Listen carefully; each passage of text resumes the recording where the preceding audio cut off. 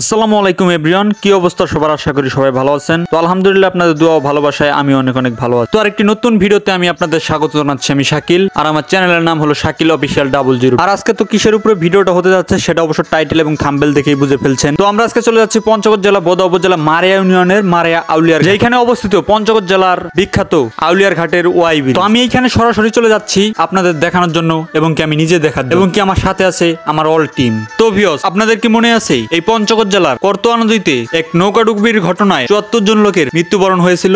এক কথায় বলা চলে তাদের প্রাণের বিনিময়ে আমাদের এই করতোয়া নদীতে ওয়াই ব্রিজ। তো ভিউয়ার্স, আউলিয়া ঘাটের ওয়াই ব্রিজের কাজ কতদূর হয়েছে এবং কি কাজ হচ্ছে সব দেখতে পারবেন আজকের এই ভিডিওতে। তো বেশি দেরি না করে ভিডিওটি শুরু করা যাক।